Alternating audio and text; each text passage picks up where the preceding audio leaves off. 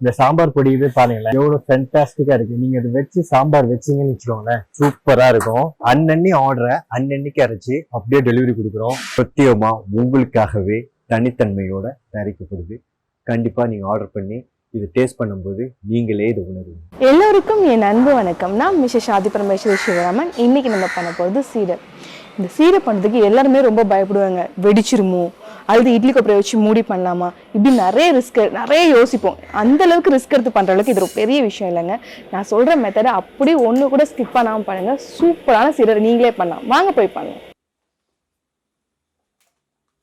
முதல்ல ஒரு 3/4 tumbler பொரிகடலையை mixie ஜாரில் போட்டு நம்ம நல்லா ஃபைனாக திரித்து எடுத்துக்கணுங்க.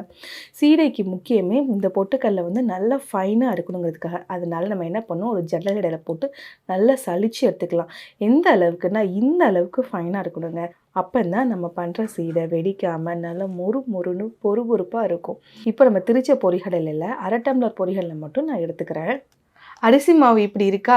இப்போ நம்ம 2 டம்ளர் அரிசி மாவு போட்டு நல்லா வறுத்துக்கணுங்க. அதுக்காக செவக்க வறுக்கணும்னு இல்லை, ஒரு நல்ல அரோமேட்டிக்கான ஒரு ஸ்மெல் வரும். அது வரைக்கும் வறுத்துட்டு இப்போ நீங்கள் கொஞ்சம் எடுத்து போட்டு பாருங்களேன், இந்த மாதிரி ஃபைனாக வருது.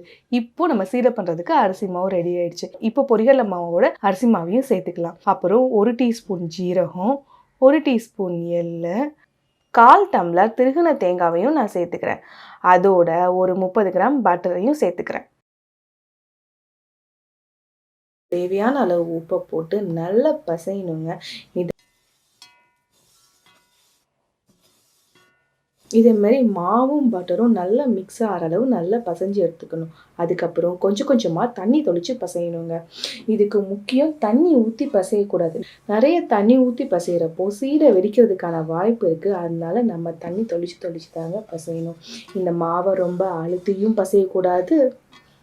எப்படி நம்ம குலோப்ஜாமுக்கு மாவு பசையுமோ அதை மாதிரி பசையுங்க. ரொம்ப சாஃப்டாகவும் இருக்கணும், அதே நேரத்தில் மாவும் நல்லா மிக்ஸ் ஆகி வரணும். இதே மாதிரி தண்ணி தொளிச்சு இந்த அளவுக்கு மாவை பசைஞ்சு எடுத்துக்கணுங்க. அப்புறம் நம்ம வழக்கம் போல் ஒரு குட்டியாக பிள்ளையார க்யூட்டாக பிடிச்சி வச்சுட்டு, பிள்ளையாரப்பா சீடை நல்லா அழகாக மொறுன்னு வெடிக்காமல் வரட்டும்னு நினச்சி அவர் கும்பிட்டுட்டு, இப்போ குட்டியாக நம்ம சீடை உருட்டுறது எப்போதுமே இந்த 3 விரல் தான் உருட்டணும். நம்ம கையில் போட்டு நல்லா ஹார்டாக போட்டு உருட்டக்கூடாது.